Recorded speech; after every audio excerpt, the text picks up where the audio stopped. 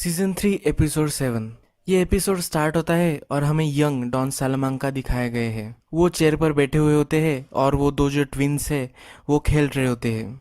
उसमें से एक ट्विंस दूसरे ट्विंस का खिलौना तोड़ देता है, तो दूसरा ट्विंस आकर डॉन सालामांको को कंप्लेन कर देता है। वो बोलता है कि मैं चाहता हूँ कि वो मर जाए।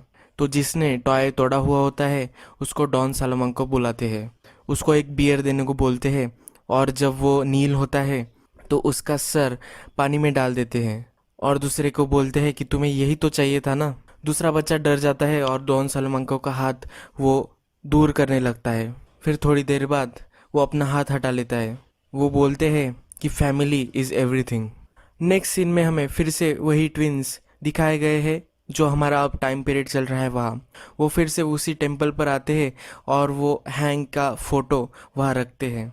उनका ये रिचुअल होता है कि जिसको वो मारने वाले होते हैं उसका फोटो वो उस टेम्पल में जाकर रख देते हैं। लास्ट एपिसोड में हमें दिखाया गया है कि हैंक कार स्क्रैप से जा नहीं रहा होता तो वॉल्टर कॉल करवाता है। उसे कॉल आता है कि मरी का एक्सीडेंट हो चुका है। जब वो बहुत डर जाता है और हॉस्पिटल पहुंचता है तो मरी को कुछ भी नहीं हुआ होता, तो इससे वो बहुत ही ज़्यादा गुस्सा हो जाता है। वो फिर जेसी के घर आता है और जेसी को बहुत मारता है। फिर वही पैरामेडिक्स को कॉल करता है और जेसी को हॉस्पिटल पहुंचवाता है। वहाँ उसके बॉस भी आ जाते हैं और बॉस उसको बोलते हैं कि पुलिस को तुम्हारा स्टेटमेंट लेना है। वो उसको सलाह देते हैं कि तुम्हें अब एक लॉयर कर लेना चाहिए। नेक्स्ट सीन में जेसी अपने हॉस्पिटल बेड पर होता है और सॉल वहाँ उसे देखने आया हुआ होता है। सॉल उसकी एक फ़ोटो लेता है और सॉल उसे बोलता है कि ये जो तुम्हारे साथ हुआ है ये बेस्ट थिंग तुम्हारे साथ हुई है। अगर डीए को ये सब पता चल गया तो तुम पर कोई भी एक्शन नहीं लिया जाएगा। अगर तुम पे कोई चार्जेस भी होंगे तो भी डीए उसको ड्रॉप कर देगा, क्योंकि अगर ये इमेज पब्लिक में चली गई तो उन्हें बहुत ही नुकसान होगा, वो सब बर्बाद हो जाएंगे। इसलिए वो तुम पर कोई एक्शन नहीं लेने वाले। ये तुम्हारा जेल से निकलना जाने का एक कार्ड है। वॉल्टर जेसी को मिलने आता है। वो बोलता है कि तुम्हारे साथ जो हुआ वो बहुत बुरा हुआ। मैंने कभी भी एक्सपेक्ट नहीं किया कि ये होगा। जेसी उसे बोलता है पर ये हो गया और मैं अब तुम्हें बताता हूँ कि अब क्या होगा। तुम्हारा ब्रदर इन लॉ जो भी कमाएगा उसके लाइफ में तो वो सब मैं ले लूँगा। उसका जीना मैं हराम कर दूंगा। उसका जॉब भी अब चला जाएगा और वो कहीं भी 2 टके की नौकरी भी कर रहा होगा, वहाँ मैं उसके पास होऊंगा और उसके सब पैसे मैं ले लूँगा। फिर वॉल्टर उसे समझाने की कोशिश करता है कि अगर तुम उसके पीछे लग गए तो वो भी तुम्हारे पीछे लग जाएगा। तुम जो भी क्राइम कर रहे हो तो वो सब ढूंढ लेंगे और तुम्हें जेल में डाल देंगे। तो जेसी बोलता है कि मेरे जेल में से निकलने का कार्ड तुम हो। अगर मुझ पर कोई भी इंक्वायरी हुई और मैं जेल में चला गया तो मैं उनसे डील करूंगा और उन्हें तुम्हारे बारे में बता दूंगा, क्योंकि तुम $1,000,000 रिंग चला रहे हो ड्रग्स की। तुम ही मेरा जेल से बाहर निकलने का कार्ड हो। फिर वॉल्टर और सॉल डिस्कस कर रहे होते हैं। सॉल उससे पूछता है कि क्या जेसी तुम्हारे बारे में बता देगा। तो वॉल्टर उसे बोलता है कि जब हैंक उसे मार रहा था फिर भी उसने नहीं बताया, अब तो वो नहीं बताने वाला। फिर सॉल उसे बताता है कि हमें ऑप्शन डिस्कस करने चाहिए। ऑप्शंस यानी कि जेसी को मरवाना है, क्या करना है, इस बारे में वो बोल रहा होता है। वॉल्टर उसे बताता है कि वहाँ तक हम नहीं पहुँचेंगे। नेक्स्ट सीन में हैंक पर इंक्वायरी चल रही होती है। हैंक के लॉयर और जेसी के लॉयर्स भी वहाँ होते हैं। हैंक उन्हें स्टोरी बता रहा होता है कि उसकी वाइफ इंजर्ड हो गई है, ऐसा फेक कॉल उसे किया गया। पर वो जेसी के घर पर जाकर उसके मारने की स्टोरी बताने वाला होता है, तभी उसका लॉयर उसे रोक लेता है। जेसी के लॉयर बोलते हैं कि जेसी ने हमें पूरी सच्चाई बता दी है। फिर हैंक का लॉयर बोलता है कि वो एक जंकी है, उसकी क्यों तुम सुनोगे। तो लॉयर उसे बताते हैं कि जेसी अब क्लीन हो चुका है। अगर उसके टेस्ट में आ गया कि वो ड्रग ले रहा है तो प्रॉब्लम हो सकता है, इसलिए वो जो पेन मेड्स होते हैं वो भी इनकार कर रहा है। जेसी अब डिटरमाइंड होता है कि उसको हैंक की लाइफ अब बर्बादी करनी है। जेसी के लॉयर्स हैंक के हाथ की भी फोटो लेते हैं। जेसी को मारकर उसके हाथ भी इंजर्ड हो चुके होते हैं। हैंक जब इंक्वायरी से निकलता है तब मरी उसे लेने आई होती है। हैंक उसके कंधे पर सर रख कर रोता है। फिर जाते जाते वो उसे बोलता है कि हमें ये बात किसी को भी नहीं बतानी है। उसे शक होता है कि मरी ने किसी को बता दिया होगा, तो उसे पूछता है कि तुम्हें किसको बताया है। वो बोलती है मैंने स्काइलर को बताया है। फिर वॉल्टर घर होता है तो स्काइलर वहाँ आती है। स्काइलर उसे बोलती है कि तुम जेसी को जानते हो, जेसी को क्या हुआ ये भी तुम जानते होगे। तो वॉल्टर बोलता है हाँ। तो स्काइलर उसे बताती है अगर जेसी ने चार्जेस प्रेस किए तो हैंक की पूरी लाइफ बर्बाद हो जाएगी, तुम्हें उससे बात करनी चाहिए। हैंक बोलता है कि अब मैं उससे डील नहीं करता, मेरा रिलेशनशिप अब उससे उतना अच्छा नहीं है। पर स्काइलर उसे बोलती है कि तुम्हें उससे बात करनी होगी। नेक्स्ट हमें ट्विंस दिखते हैं और वो गन्स जो सेल करता है उसके पास आए हुए होते हैं।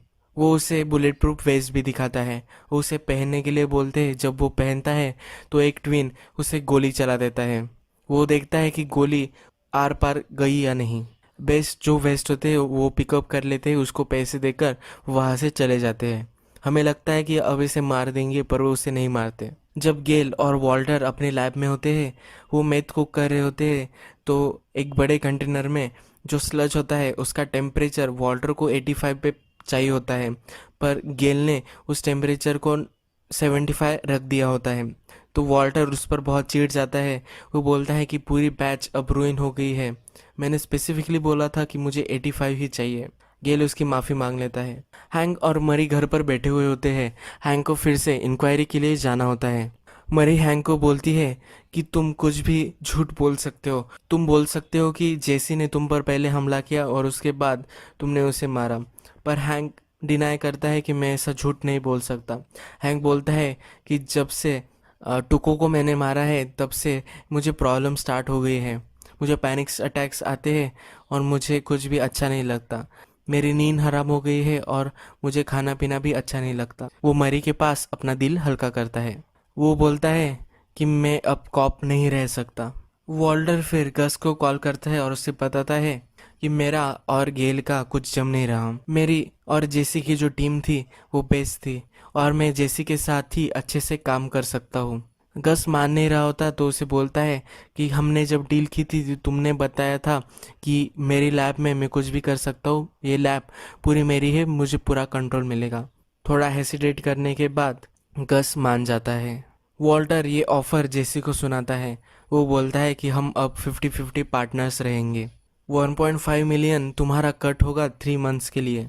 जेसी उसे ना बोल देता है। तो वॉल्टर बोलता है कि क्या तुम पैसों को ठुकरा रहे हो।